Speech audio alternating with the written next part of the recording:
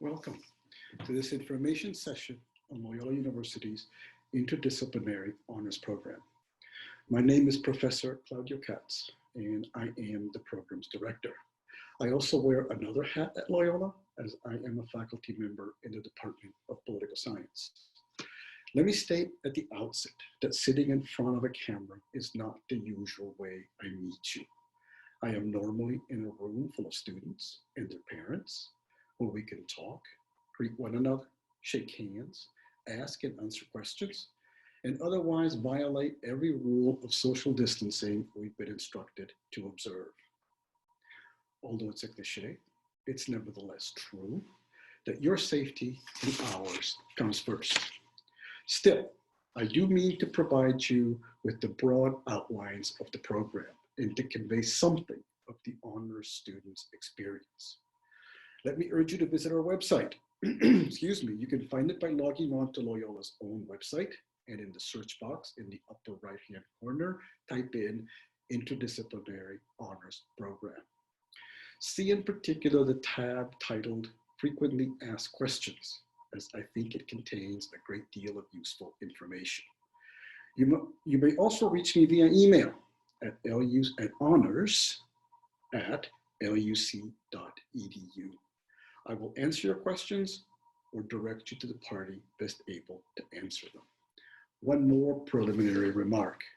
I will not say much in this talk about orientation or registration, AP or IB credit, choosing courses, or drafting four-year plans. To be sure, I can answer those questions, so don't hesitate to send them to me. But we have wonderful academic advisors specifically dedicated to the honors program who do a terrific job of guiding our students through Loyola's academic requirements. So what is the honors program? It comprises an independent curriculum, that is to say, a separate set of honors courses, separate from the schools and disciplines that make up the university. Let me explain. Students will pursue majors and minors within the various disciplines of the university, say biology or English or political science, and within its various schools, education, nursing, communication, and so on. As an aside, let me say that it is entirely okay to be undecided. That you're undecided is a perfectly good way to begin university studies. Honors courses stand apart from these disciplines and schools. We have our own curriculum with its own foundational course, courses designed and designated for second and third year students, and then an honors capstone course for seniors. Roughly 1/4 of your courses will come from the honors program. Easy math, 3/4 are outside the honors program, where you will pursue. These are the courses where you will pursue a major and a minor. Let me be clear, honors courses are part of, not in addition to, the courses required for graduation. Is all this doable? Well, yes, or frankly, we wouldn't be in business.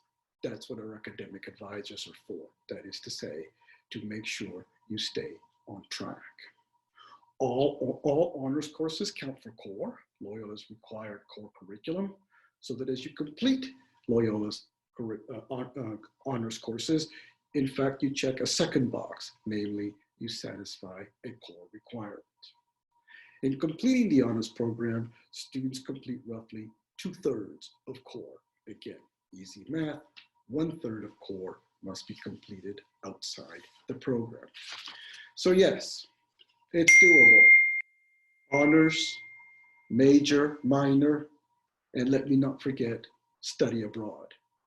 We cannot require students to study abroad, although frankly, if it were up to me, I would. But we do provide for students who wish to do so, and I certainly encourage it. So what are honors courses like? What is your experience in this program? Let me focus on the first year seminar that will not only be your first experience at Loyola, first year honors students take the foundational honors course. This course is known as the Honors Seminar. It is a year-long course encompassing both fall and spring semesters. It is double counted. That is to say, it comprises 2 linked courses or 6 credit hours, 2 in the fall, 2 in the spring. And it is team taught by 8 faculty members from various disciplines: philosophy, English, art, classics, political science, and so on. Its subject matter is the great texts of Western civilization. The fall semester is devoted to classical Greek and Roman and medieval authors. Students begin with one of the 2 Homeric epics, 2 or more books from the Bible, the Old and New Testaments.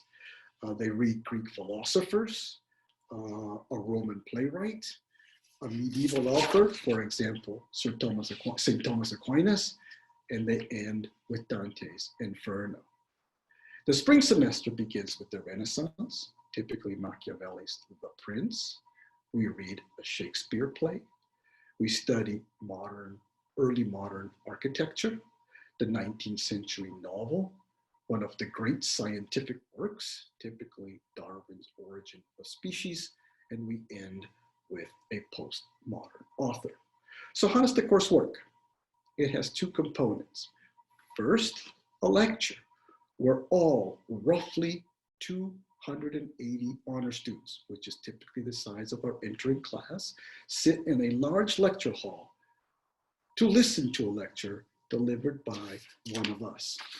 And secondly, a faculty-taught discussion section where students break up into groups of 22 to 24 to discuss the texts. I can't stress this enough.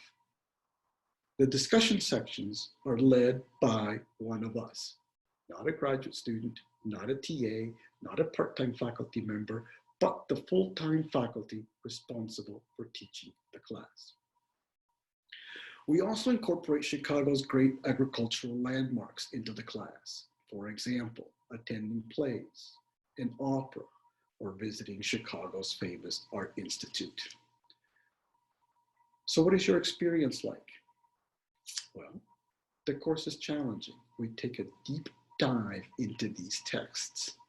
We stress oral communication and, more importantly, written expression.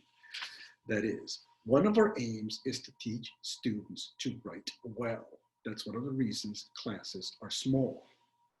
But there's something more important going on here. So let me explain. As I said, 8 faculty members drawn from various disciplines teach this course together. And we disagree about these texts.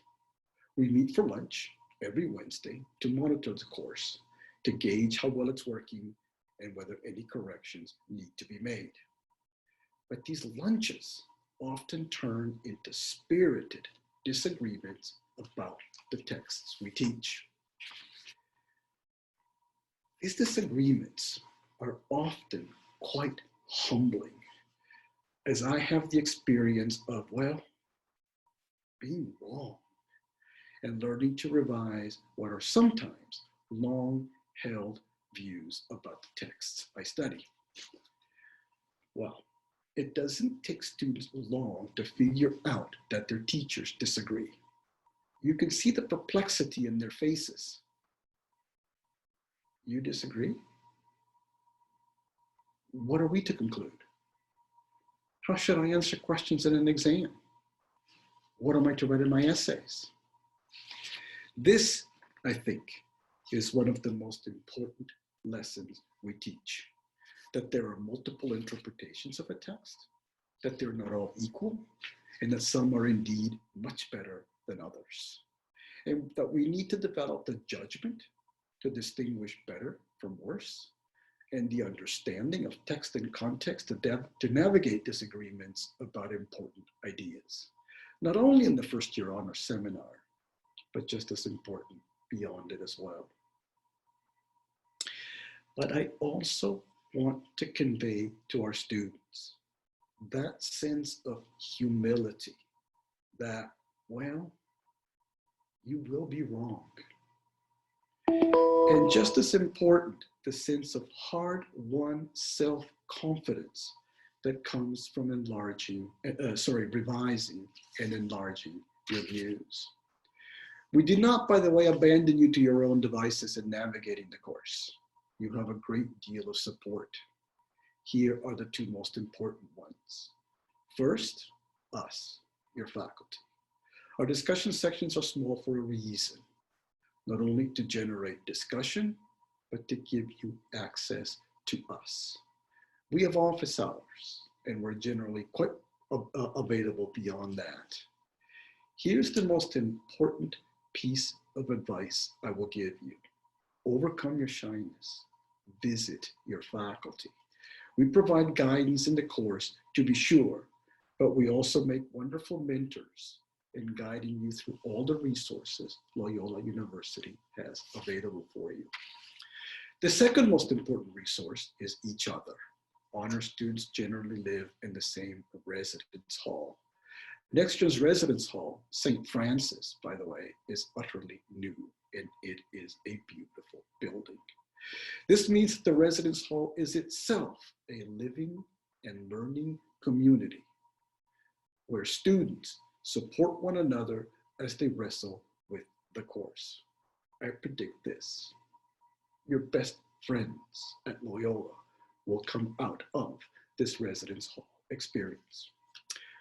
One final point. Why do this? Why undertake one of Loyola's most demanding programs of study?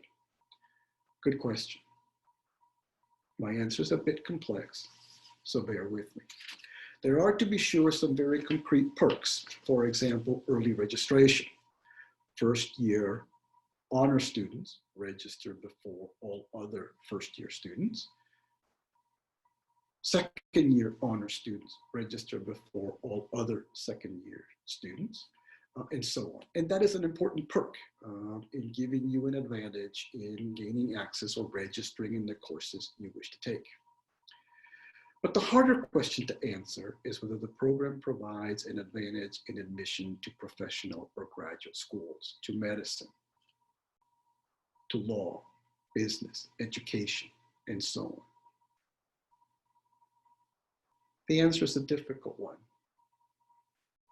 I'm not sure. Perhaps at the margins. Why do I say this? Because you are already very good students. How do I know this?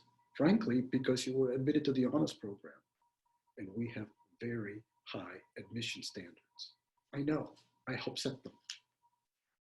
So you already know how to succeed in school and how to take standardized tests. Unless you're telling me that in 4 years at Loyola University Chicago, you will grow 2 horns and a tail, in which case, by the way, we have a whole new set of problems, you will be academically just fine, whether you are in honors or not. Yes, I said that honors may be marginally advantageous in gaining admissions to professional and graduate programs. To repeat, we do teach you to write well, and that is an important skill. And we do provide you with and encourage access to faculty, and that too is an important resource. But that is still not the main reason to join our program, or so I think. So what is it then? Well, it's you. Let me see if I can describe you. And by the way, at this point in my face-to-face meetings, I see parents nodding up and down their heads because, of course, they know you too. You're the sort of student who, throughout your high school years, sought out the most difficult academic program your high school had to offer. Honors courses, AP courses, IB courses. Your transcript is full of them. I read it. I've read them. Why? Because you relished the intellectual challenge. The challenge, that is the hard work of facing and mastering difficult material is precisely what motivated you. And the challenge is precisely why you succeeded. I can't tell you how often a student, in reply to my question, so why did you choose the honors program, answers, oh, Professor Katz, I can't imagine not being an honors student. That, I think, is the right answer. We provide a program in which academically talented and interested students thrive. And if you thrive, a great deal more will take care of itself. So this concludes my presentation. To repeat, don't hesitate to reach out to us. Thank you. Be safe, and I wish you all the best. Goodbye.